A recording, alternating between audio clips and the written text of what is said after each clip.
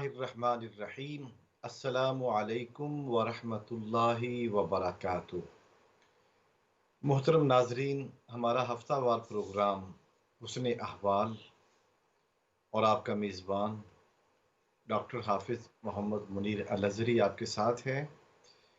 آج کے اس پروگرام میں ہم سورہ ہود کے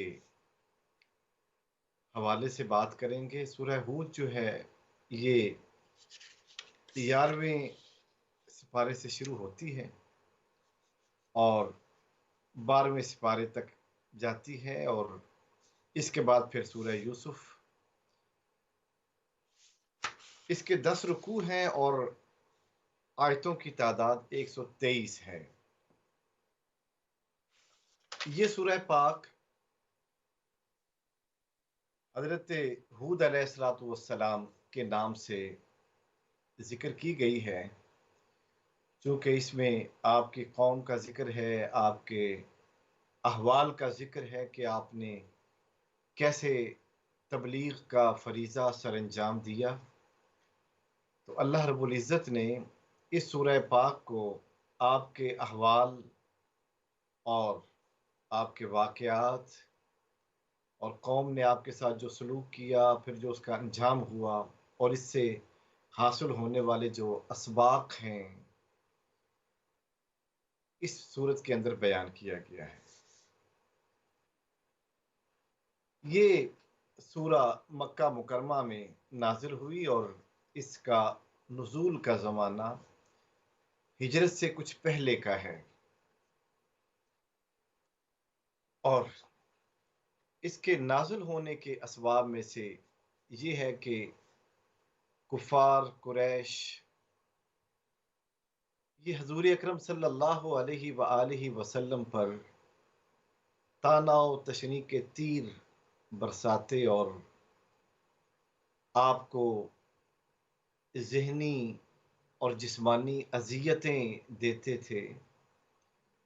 تو اللہ رب العزت نے اس سورہ پاک کو نازل فرمانے کے بعد ارشاد فرمایا، اے میرے حبیب صلی اللہ علیہ وآلہ وسلم، یہ صرف آپ کے ساتھ نہیں ہو رہا، آپ سے پہلے جو انبیاء گزرے ہیں، رسول گزرے ہیں، ان کے ساتھ بھی یہی سلوک ہوتا رہا، اور اسی طریقے سے ان کو ستایا گیا، پریشان کیا گیا، لیکن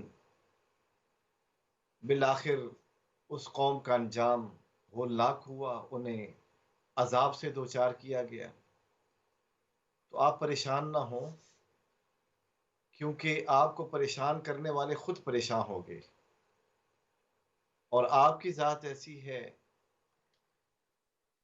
کہ اللہ رب العزت آپ کو تسلی دے رہا ہے، خود خالق کائنات آپ کو تسلی دے رہا ہے کہ آپ قطعاً پریشان نہ ہوں، اللہ تعالیٰ کی ذات آپ کے ساتھ ہے۔ انبیاء کے ساتھ ہمیشہ اللہ کی ذات ہوتی ہے، ان کی مددگار ہوتی ہے، ان کی مدد کرتی ہے، انہیں سنبھالتی ہے۔ اس سورہ پاک کا آغاز حروف مقطعات سے ہوا۔ حروف مقطعات کے بارے میں آپ جانتے ہیں کہ اس کا علم اللہ تعالیٰ کے پاس ہے، اور اللہ تعالیٰ کے بتانے سے ہی کسی اور کو حاصل ہوتا ہے، اور اس کے بعد پھر اللہ تعالیٰ کے اذن سے اور اللہ تعالیٰ کی وحی سے حضور نبی کریم صلی اللہ علیہ وآلہ وسلم کو یہ علم عطا کیا گیا۔ اس سورہ پاک کی جو ابتدائی آیات ہیں اس میں قرآن مجید کے استحکام اور اس کے وحی الہی ہونے اور اس کے مستحکم ہونے کی طرف اشارہ کیا گیا ہے، اور اشارہ بھی ایسا جو بڑا واضح ہے، چھپا ہوا اشارہ نہیں ہے۔ ارشاد ربانی ہے، الف لام را کتاب احکمت آیاتہ ثم فصلت من لدن حکیم خبیر، کہ یہ وہ کتاب ہے جس کو محفوظ کر دیا گیا ہے، مستحکم کر دیا گیا ہے، اس میں کوئی تبدیلی نہیں ہو سکتی، اس میں کوئی تصحیف نہیں ہو سکتی، اس میں کوئی تحریف نہیں ہو سکتی۔ اس کی آیات کو قیامت تک کے لیے محفوظ کر دیا گیا ہے۔ ثم فصلت، پھر ان کی وضاحت کر دی گئی ہے، من لدن حکیم خبیر، اس بڑے دانا اور ہر چیز سے باخبر رہنے والے رب کی طرف سے اس کی وضاحت بھی کر دی گئی ہے۔ اور وضاحت کسے کی گئی ہے؟ وہ قرآن کی دیگر آیات ہیں، چونکہ قرآن کی بہتر تفسیر جو ہے وہ قرآن کی آیتوں سے ہوتی ہے۔ تو اس آیت کی تفسیر قرآن مجید کی دیگر آیات سے اگر کی جائے تو معاملہ واضح ہوتا ہے۔ وَأَنزَلْنَا إِلَيْكَ الذِّكْرَ لِتُبَيِّنَ لِلنَّاسِ، اے میرے حبیب صلی اللہ علیہ وآلہ وسلم، ہم نے آپ کی طرف اس قرآن کو نازل کیا، لِتُبَيِّنَ لِلنَّاسِ، تاکہ آپ لوگوں کے لیے کھول کر بیان کریں، مَا نُزِّلَ إِلَيْهِمْ، جو ان کی طرف نازل کیا گیا ہے۔ تو اس سورہ پاک کا جو پہلا موضوع ہے وہ یہ ہے کہ قرآن مجید ایک محفوظ کتاب ہے۔ اب اس میں کسی قسم کا رد و بدل نہیں ہے، اب اس میں کسی قسم کی تحریف اور تصحیف زمانہ رسول سے لے کر آج تک نہ ہوئی ہے اور نہ قیامت تک ہوگی، کیونکہ یہ اللہ کی طرف سے محفوظ ہو چکی ہے۔ اور آگے چل کر ہم سورہ نحل میں بھی یہ آیت پاک ہے، وَلَقَدْ أَنزَلْنَا الذِّكْرَ وَإِنَّا لَهُ لَحَافِظُونَ، کہ ہم نے قرآن کو نازل کیا، ہم اس کے محافظ ہیں۔ إِنَّا نَحْنُ نَزَّلْنَا الذِّكْرَ وَإِنَّا لَهُ لَحَافِظُونَ، کہ ہم نے قرآن کو نازل کیا، ہم ہی اس کی حفاظت کرنے والے ہیں۔ تو پہلا موضوع جو اس آیہ پاک سے واضح ہے وہ یہ کہ قرآن مجید ایک محفوظ کتاب ہے اور اس میں کسی قسم کا رد و بدل ممکن نہیں ہے، محال ہے۔ اور بعض کتابیں ہم آج کل دیکھتے ہیں کہ اگر کوئی رائٹر کتاب لکھتا ہے تو کہتے ہیں جی یہ اس کے حقوق جو ہیں وہ ریزرو ہیں پبلشر کے لیے یا رائٹر کے لیے۔ تو قرآن مجید ایسی کتاب ہے، اس کے سارے حقوق اللہ تعالیٰ کے لیے، اور اللہ تعالیٰ کے حق کو کوئی چیلنج نہیں کر سکتا۔ اس سورہ پاک میں جو دوسرا مضمون ہمارے سامنے ہے وہ یہ کہ ہر ذی شان کا، ہر ذی جان کا رزق اللہ کے ذمہ ہے۔ اللہ رب العزت ارشاد فرما رہے ہیں، وَمَا مِن دَابَّةٍ فِي الْأَرْضِ إِلَّا عَلَى اللَّهِ رِزْقُهَا، آیہ نمبر 6 ہے، سورہ ہود کی آیہ نمبر 6 ہے کہ زمین پر جو بھی رینگنے والا ہے اس کا رزق اللہ کے ذمہ کرم پر ہے۔ رزق کے معاملے میں پریشان نہیں ہونا چاہیے۔ کوئی چرند ہے، کوئی پرند ہے، کوئی جانور ہے، کوئی انسان ہے، ہوا میں ہے، فضا میں ہے، زمین پہ ہے، زیر زمین ہے، آسمان کی گہرائیوں میں ہے، سب کا رزق اللہ کے ذمہ۔ اور اللہ تعالیٰ فرماتے ہیں کہ ہم جانتے ہیں کہ وہ کہاں ٹھہرے گا اور کس جگہ سے الوداع ہوگا، اس کے استقرار کی جگہ اور اس کی الوداع ہونے کی جگہ، وہ کہاں کس جگہ ٹھہرے گا اور کہاں سے الوداع ہو جائے گا۔ اور جب وہ الوداع ہوگا تو اسے موت آئے گی۔ اللہ تعالیٰ نے اپنے علم کے اندر یہ بات رکھی ہے، اور یہ اللہ تعالیٰ کی ذات ہی بہتر جانتی ہے کون انسان کہاں کتنا عرصہ ٹھہرے گا اور پھر اس دار فانی کو چھوڑ کر اللہ کی بارگاہ میں حاضر ہو جائے گا۔ تو رزق کا جو معاملہ ہے وہ اللہ کے ذمے ہے۔ اگر مخلوق کے ذمے یہ رزق ہوتا تو کئی لوگ بھوکے مرتے، کئی لوگ یہ کہتے جی کہ ہم فلاں سے خوش نہیں ہیں لہٰذا ہم ملازمت ختم کرتے ہیں، اس کے گھر اب رزق نہیں پہنچائیں گے، اس کے ساتھ ہمارا ذہنی اختلاف ہو چکا ہے، تو کیا کریں گے؟ وہ اس کا جینا حرام کر دیں گے، زندگی کی راہیں تنگ کر دیں گے اس کے اوپر۔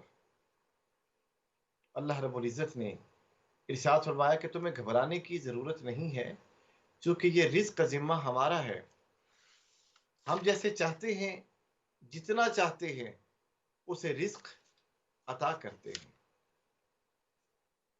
آگے ہم چل کے دیکھتے ہیں کہ بڑا اہم موضوع ہے کہ قرآن قیامت تک کے لیے ایک ابدی کتاب ہے، آفاقی کتاب ہے، اور قرآن کے مقابلے میں کوئی شخص ایک آیت تو کجا ہے، ایک لفظ بھی پیش نہیں کر سکتا۔ اللہ رب العزت نے فرمایا کہ وہ یہ الزام لگاتے ہیں آپ کے اوپر ہے حبیب صلی اللہ علیہ وآلہ وسلم، آیت نمبر 13 میں، کہ یہ اللہ کے رسول نے قرآن گھڑ لیا۔ اے میرے حبیب صلی اللہ علیہ وسلم، آپ انہیں چیلنج کریں اور فرمائیں کہ اگر یہ گھڑی ہوئی آیات ہیں، اپنی طرف سے بنائی ہوئی آیات ہیں، تو پھر تم 10 آیتیں لے آؤ۔ اگر تم اپنے دعوے میں سچے ہو، اگر تم اپنے زوم میں سچے ہو، تو 10 آیتیں لا کر دکھاؤ، پھر پتہ چلے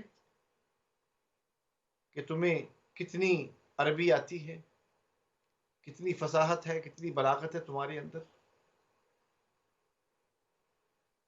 قرآن نے چیلنج کیا، اللہ نے اپنے حبیب صلی اللہ علیہ وسلم کے ذریعے قیامت تک آنے والی انسانیت کو چیلنج کیا۔ یہ قرآن اللہ کا کلام ہے، اور اس کے برابر اور اس جیسا کوئی کلام نہیں لا سکتا، کوئی ایک لفظ بھی نہیں لا سکتا۔ آگے چل کر ہم دیکھتے ہیں کہ اس سورہ پاک میں جب حضرت نوح علیہ السلام کا ذکر ہوتا ہے تو اس میں ایک بڑی خوبصورت آیت ہے کہ جس میں اللہ رب العزت نے زمین کو حکم دیا کہ اپنے پانی کو نگل لے۔ آیت نمبر 44 ہے۔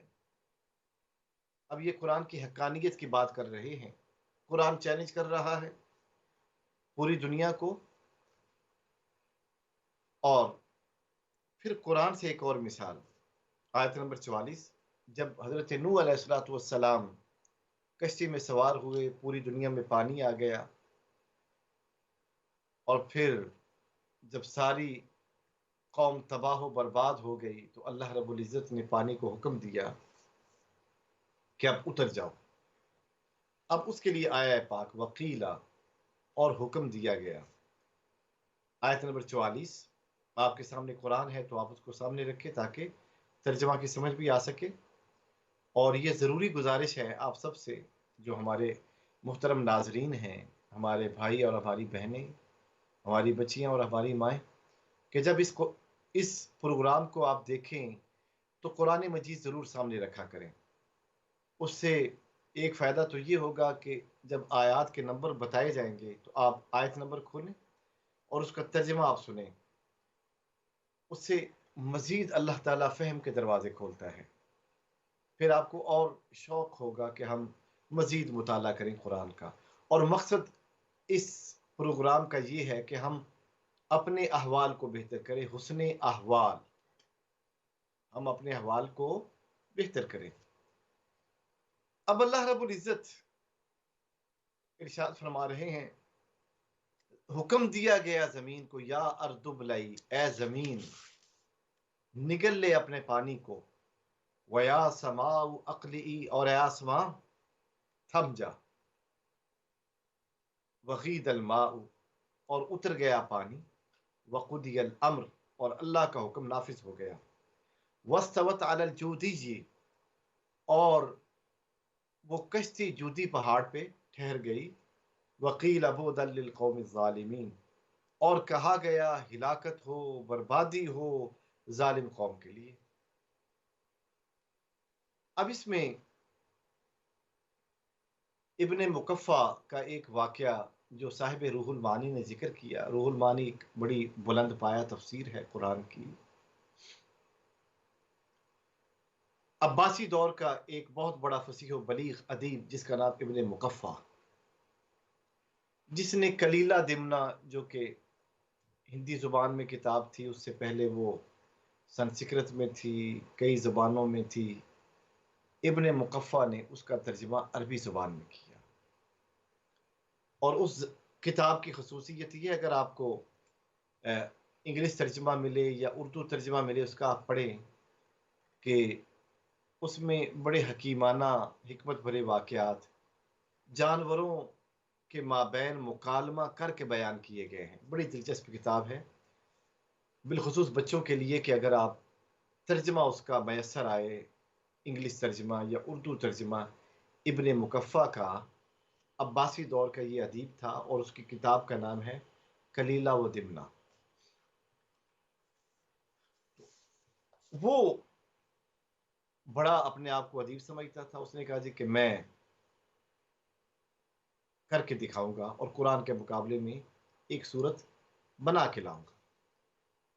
اس نے بڑی کوشش کی اور کوشش کرنے کے بعد ایک صورت جو ہے اس نے تیار کی۔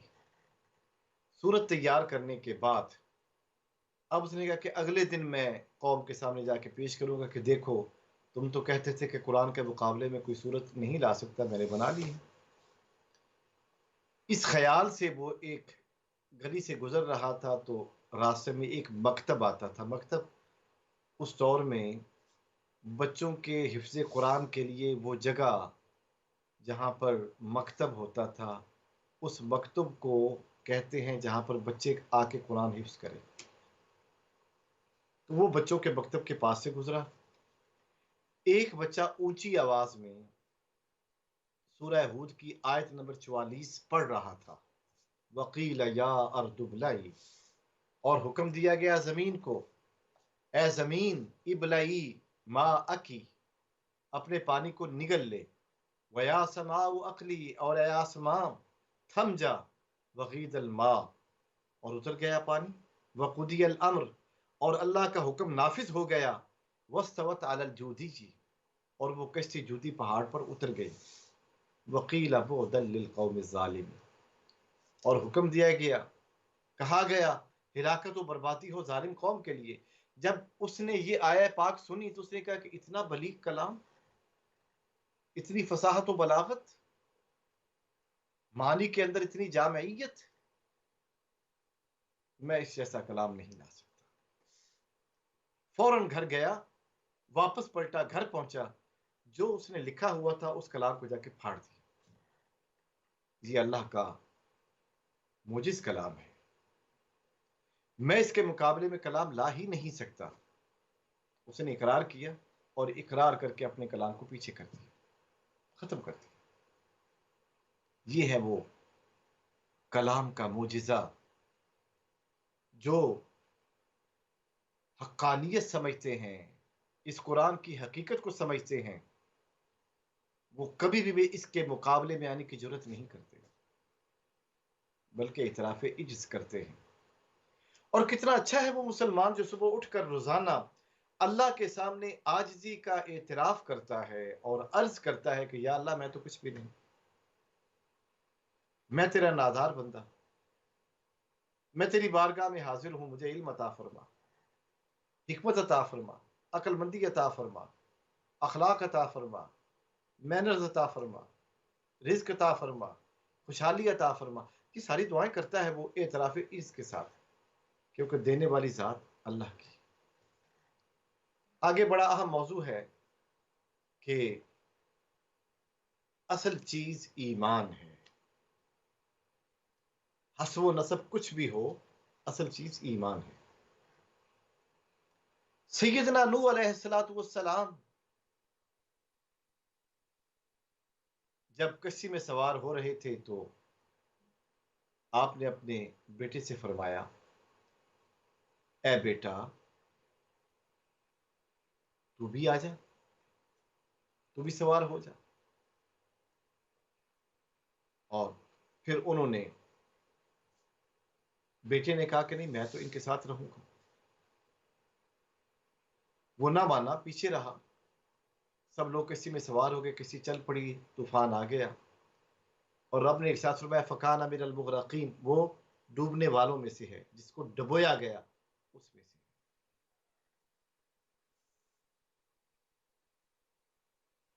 جب اس کو ڈبو دیا گیا، اس وقت حضرت نوح علیہ السلام نے عرض کی کہ اے میرے خدا، میرا بیٹا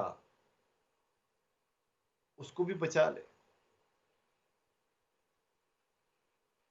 اے میرے خدا، ان نبنی من اہلی وان وعدک الحق، کہ میرا بیٹا میرے گھر والوں میں سے ہے، وان وعدک الحق، اور تیرا وعدہ سچا ہے، وانت احکم الحاکمین، اور تو سب حاکموں سے بہتر فیصلہ فرمانے والا ہے۔ صرف اتنا کہا کہ اے میرے خدا، میرا بیٹا بھی میرے گھر والوں میں سے ہے، چونکہ تیرا وعدہ تھا کہ گھر والوں کو بچا لوں گا، تو میرا بیٹا بھی تو گھر والوں میں سے ہے۔ اللہ نے جواباً ارشاد فرمایا، یا نوح، اے نوح علیہ السلام، انہ لیس من اہلک۔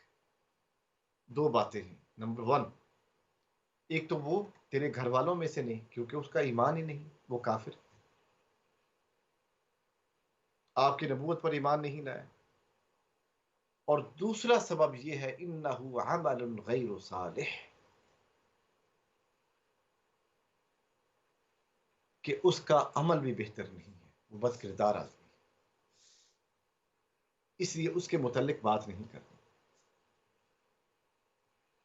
صرف اور صرف جو اہل ایمان ہے وہ آپ کے گھر والے ہیں، اہل ایمان کو ساتھ لے کر جائیں۔ حضرت ابراہیم علیہ السلام کی وہ دعا جو انہوں نے کعبہ تعمیر کرنے کے بعد اپنے بیٹے حضرت اسماعیل علیہ السلام کے ساتھ مل کر مانگی، وہ کیا دعا تھی؟ وہ یہ دعا تھی کہ اے ہمارے رب، جو ہم نے یہ کعبہ کی خدمت کی ہے، یہ خدمت اپنی بارگاہ میں قبول فرما لے۔ ربنا وجعلنا مسلمین لک ومن ذریتنا امة مسلمة لک۔ اور ہم دونوں کو ہمیشہ اپنا فرما بردار رہنے کی توفیق عطا فرما، اور ہماری آل اولاد کو بھی، وہ تیرے دین پر کاربند رہیں، ایمان پر قائم رہیں، یہ ہم چاہتے ہیں۔ اور اللہ رب العزت نے ارشاد فرمایا، انی جاعلک للناس اماما، اے ابراہیم میں تمہیں لوگوں کا امام بناؤں گا۔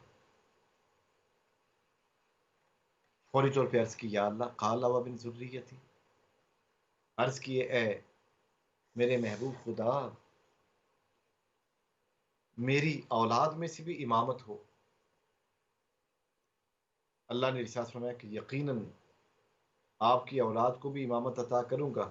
قال لا ینال عہد الظالمین، لیکن میرا عہد ظالموں کو نہیں پہنچے گا۔ گویا کہ ایمان اصل ہے، اور ایمان کی بنیاد پر ہی اللہ کے ہاں نجات حاصل ہوتی ہے۔ محترم ناظرین، یہ ہمارے پروگرام کا پہلا حصہ ہے جو ابھی مختصر سی بریک کے لیے سٹاپ ہوگا، اور ہم بریک کے بعد جب آئیں گے تو پھر پروگرام کے باقی حصے پر گفتگو کریں گے۔ ہمارے ساتھ رہیے گا۔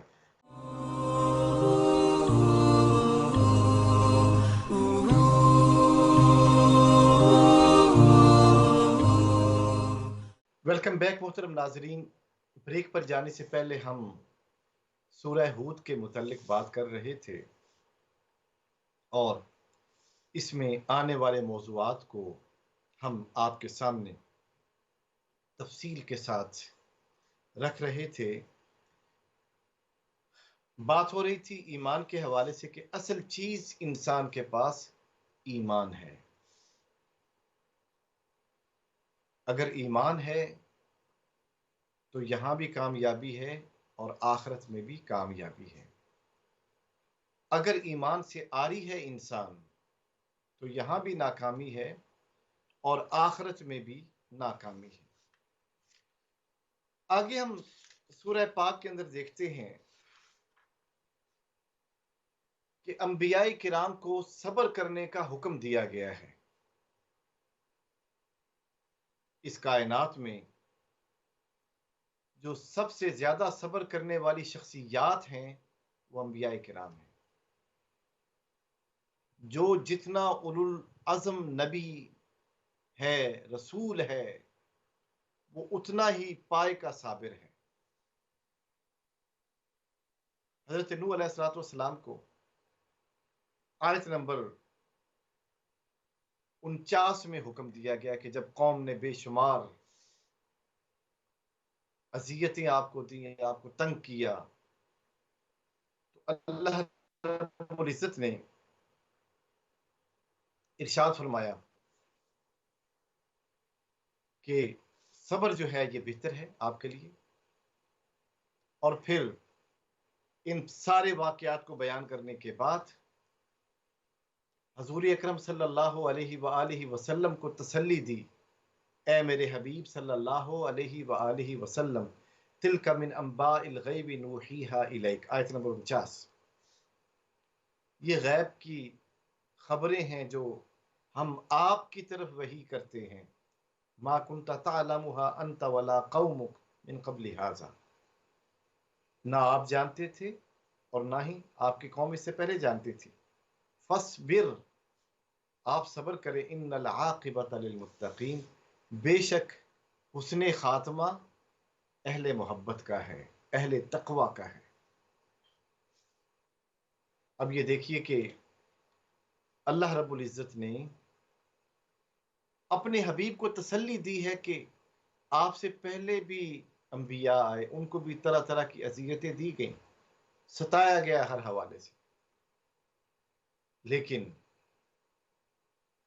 بالآخر حسن خاتمہ کسے نصیب ہوا؟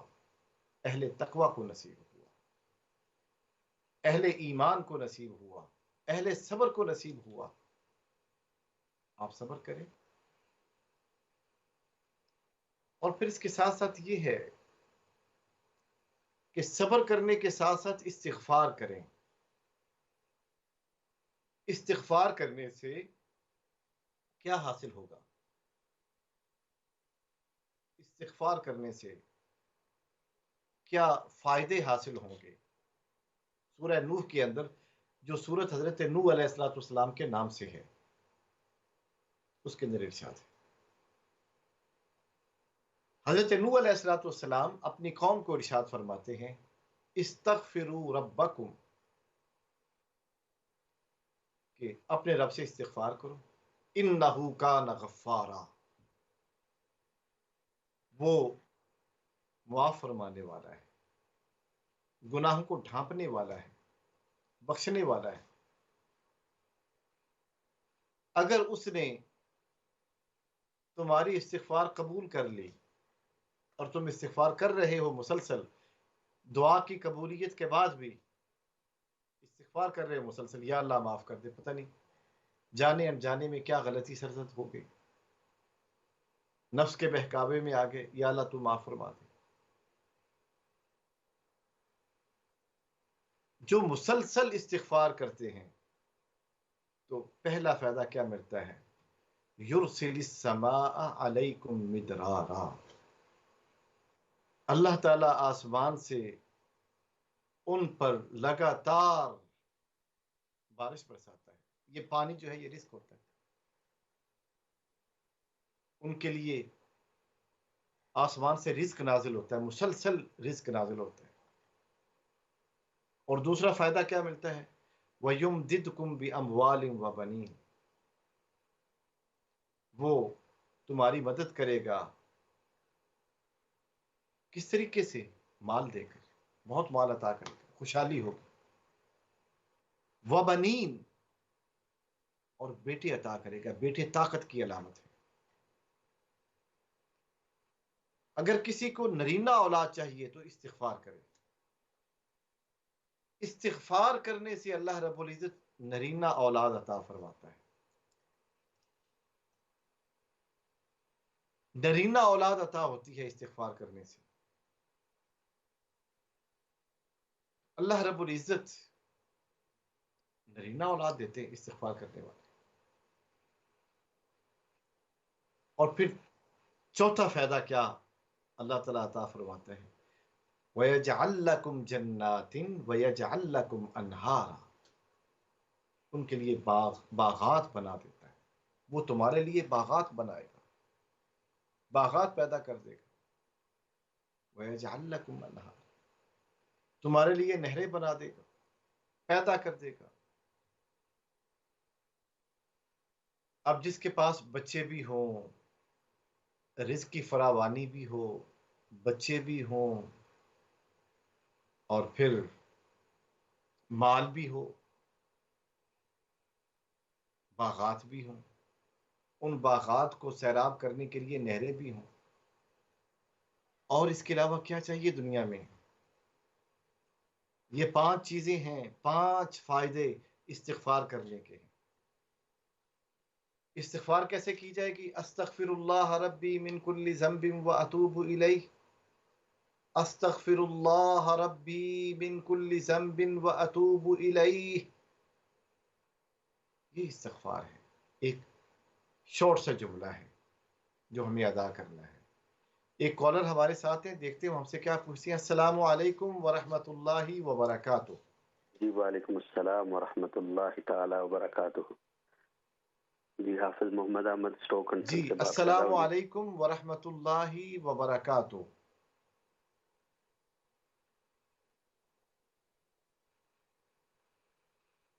جی شاید جی السلام علیکم ورحمۃ اللہ وبرکاتہ. شاید کوئی تکنیکی مسائل ہیں یا کال ڈراپ ہوگی. تو میں بات کر رہا تھا کہ استغفار کے حوالے سے. استغفر اللہ، میں اللہ سے بخشش طلب کرتا ہوں، اپنے گناہوں کی معافی مانگتا ہوں. استغفر اللہ، اپنے اللہ سے، ربی جو میرا پروردگار ہے. من کل ذنب، جو بھی گناہ جان بوجھ کر کیا، بھول کر کیا، پتہ نہیں تھا ہو گیا، ان سب گناہوں کے لیے استغفار کرتا ہوں. واتوب الیہ، اور اسی ذات کی طرف رجوع کرتا ہوں. یہ ہے وہ استغفار جو ایک بندہ مومن کرتا ہے، خواہ وہ مرد ہے یا عورت ہے. تو یہ جملہ محترم ناظرین یاد کر لیں. استغفر اللہ ربی من کل ذنب واتوب الیہ. یہ ایک کالر ہے ہمارے ساتھ، دیکھتے ہیں ہم سے کیا پوچھتی ہے. السلام علیکم. وعلیکم السلام ورحمۃ اللہ وبرکاتہ. جی کیسے ہیں آپ؟ اللہ کا فضل، اس کا احسان. جی کیا پوچھنا چاہیں گی آپ؟ جی میرا کوشچن یہ ہے کہ تھوڑی سی کنفیوژن، لفظ استغفار ہے جو پڑھتے ہیں ہم، استغفر اللہ بھی پڑھتے ہیں، تو ان میں کیا فرق ہے؟ آپ بتاتے ہیں. بہت شکریہ، ہماری بہن نے بڑا اچھا سوال پوچھا. ہم اس سوال کا جواب ابھی دیتے. ایک اور کالر ہمارے ساتھ ہیں. السلام علیکم. جی وعلیکم السلام ورحمۃ اللہ تعالی وبرکاتہ. جی خوش آمدید.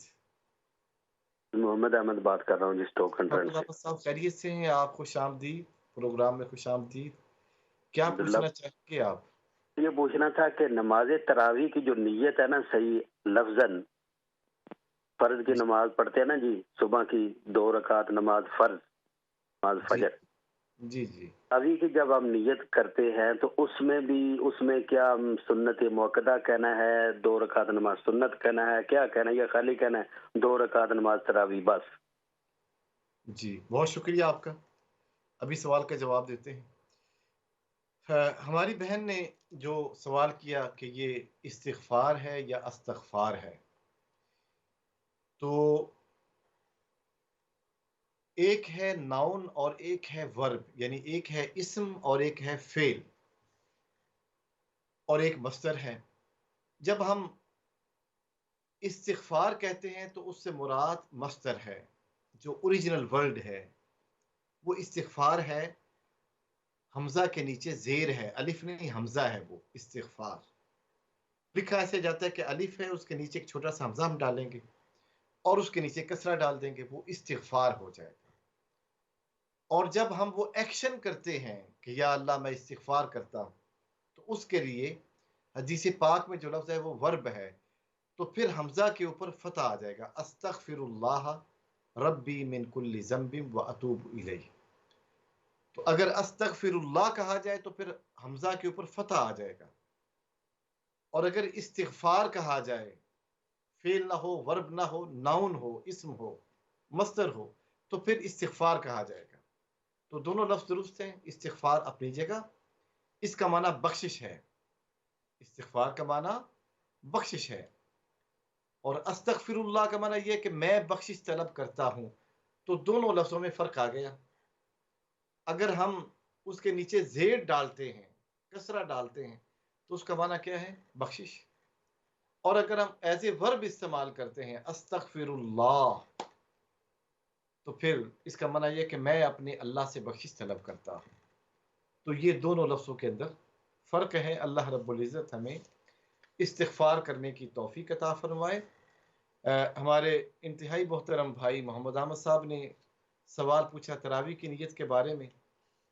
تو تراویح جو ہے یہ سنت ہے، اور چونکہ سال میں ایک مرتبہ ادا کی جاتی ہے، رمضان کے مہینے میں ہوتی ہے، عشاء کی نماز سے لے کر اس کا وقت فجر سے پہلے تک کا ہے، یہ صرف اسی وقت میں ادا ہوگی۔ اگر آپ اس کی ایسے نیت کر لیں 2 رکعت نماز تراویح، وہ بھی ٹھیک ہے، 2 رکعت نماز سنت تراویح، وہ بھی ٹھیک ہے، اس حوالے سے بھی ہے۔ اور جس حوالے سے آپ کہہ رہے ہیں کہ سنت مؤکدہ، اس حوالے سے بھی آپ نیت کر سکتے ہیں۔ تو آسانی کے لیے لفظوں کا ادا کرنا بھی انتہائی بہتر ہے، اور اگر کسی وقت لفظوں کی صورت میں آپ ادا نہ کر سکے یا کوئی ہمارا بہن بھائی ادا نہ کر سکے، ایسے ہی ذہن میں نیت کر لی اور وہ ہلکا سا زبان سے ادا ہوا تو وہ بھی ٹھیک ہے۔ بسا اوقات جب ہم تراویح مسلسل پڑھ رہے ہوتے ہیں تو تھکاوٹ کے عالم میں یا جانے انجانے میں یا تیزی ہوتی ہے، اس وقت کی کمی ہوتی ہے، تو وہ زبان سے نیت ادا نہیں ہو رہی ہوتی بلکہ ذہن میں ہوتی ہے۔ نیت کا محل کیا ہے، اس کی جگہ کیا ہے؟ النیت محلها القلب، نیت کی جو جگہ ہے وہ دل ہے، کہ انسان کسی کام کے کرنے کے اوپر ارادہ کرے، نیت کرے کہ میں نے یہ کام کرنا ہے، اور وہ دل میں نیت کرتے ہیں۔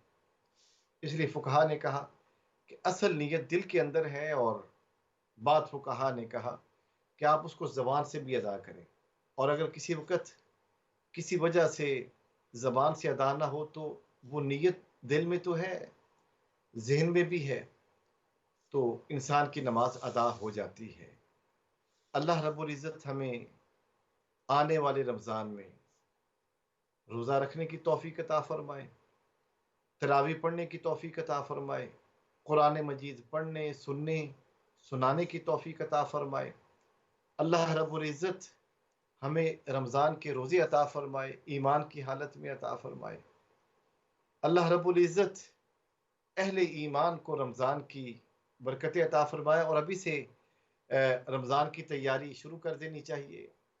جنہوں نے قرآن سنانا ہے وہ قرآن سنانے کی تیاری کریں، جنہوں نے قرآن سننا ہے وہ سننے کی تیاری کریں، جنہوں نے تراویح پڑھنی ہے ابھی سے اپنے آپ کو تیار کریں، اپنا پیکج تیار کریں کہ کیسے ہم نے روزے رکھنے ہیں، کیسے افطار کرنا ہے، کیسے ہم نے تراویح پڑھنی ہے۔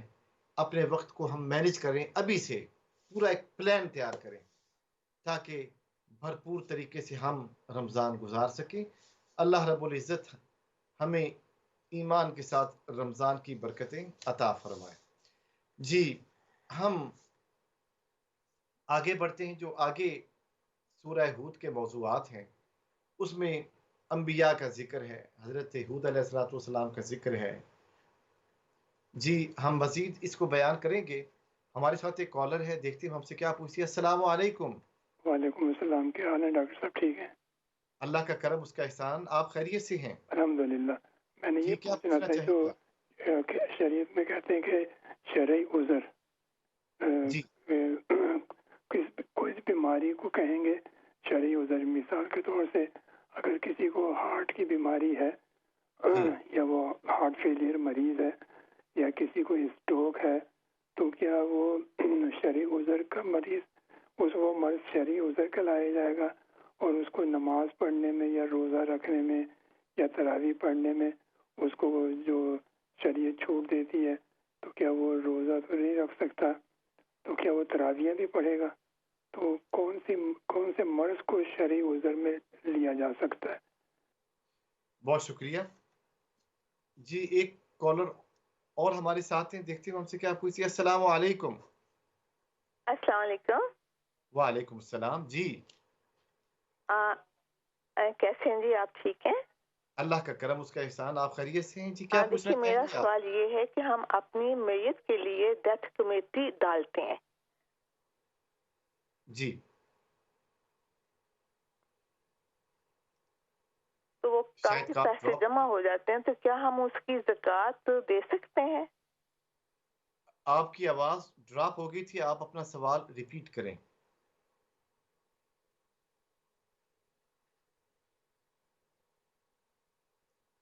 देखिए, हम अपनी मैयत के लिए डेथ कमेटी डालते हैं, हर महीने पैसे देते हैं, जी, तो ये जो पैसे जमा हो जाते हैं, क्या हम इसकी कमेटी इसकी ज़कात दे सकते हैं? बहुत शुक्रिया आपका। अह, जी, एक और कॉलर हमारे साथ हैं, देखते हैं हमसे। अस्सलाम वालेकुम व रहमतुल्लाहि व बरकातुहू। अस्सलाम वालेकुम। जी, वालेकुम जी सलाम। मौलाना साहब, मैं आपसे ये पूछना चाहती हूँ कि जो बैंक में टैक्स देता है तो वो उन पैसों को हमको क्या करना चाहिए? दूसरा ये कि नमाजें जो कज़ा हैं, चलो उम्र की जो पता नहीं हमारे बचपन में कितनी कज़ा, उस दिन से मैं पढ़ना शुरू कर दिया, जब तक मुझे होश आई है तो मैंने शुरू कर दी है पढ़नी। हर नमाज के साथ पढ़ती हूँ, हर नमाज के साथ पढ़ती हूँ, मगर सुबह के टाइम का पहले भी अज़ान के साथ टाइम तो हो जाता है, मेरा ख्याल है 7 बजे तक तो टाइम होता है, मगर 7 से पहले भी पढ़ सकते हैं। और अगर पहले ना हो तो फिर शुरू से पढ़ लूँ, पहले पढ़ लूँ फर्ज नमाज और बाद में सुनते पढ़ूँ, या नमाज अपनी पूरी करके तो बाद में भी पढ़ सकती हूँ। जी, बहुत शुक्रिया आपका। एक और कॉलर हमारे साथ हैं, देखते हैं हमसे क्या पूछते हैं। अस्सलाम वालेकुम। अस्सलाम जी, आपका प्रोग्राम बहुत अच्छा है। बहुत शुक्रिया आपका, मेहरबानी। मेरा सवाल नमाज के मुतल्लिक है कि हमारा जो इरादा होता है वो है नमाज ज़ोर अदा करने का, लेकिन जब नियत मानते हैं तो नमाज उस दौरान नमाज किसी और वक़्त का नाम लिया निकल जाता है ज़हन से या मुंह से, जैसे मगरिब है, इशा है, तो इसमें कोई अर्ज तो नहीं है। तो दूसरा दुआओं में याद रखना। बहुत बहुत मेहरबानी। अल्लाह बहुत हाफ़िज़। शुक्रिया। जी, पहला सवाल शरई उज़्र के बारे में है कि इंसान कब माज़ूर गर्दाना जाएगा, कब माज़ूर होगा। वो बीमारी जो इंसान को लाचार कर दे, जो इंसान की हरकत को ख़त्म करके रख दे, उसे शरई उज़्र कहा जाता है। मसलन अगर किसी को पेशाब की तकलीफ है कि थोड़ी थोड़ी देर के बाद पेशाब आता है, या पेट फूलने की बीमारी है, बार बार पेट फूल जाता है, वजू टूट गया, तो ये शरई उज़्र होगी, बीमारी है एक। अब इस किस्म का शख्स जो है वो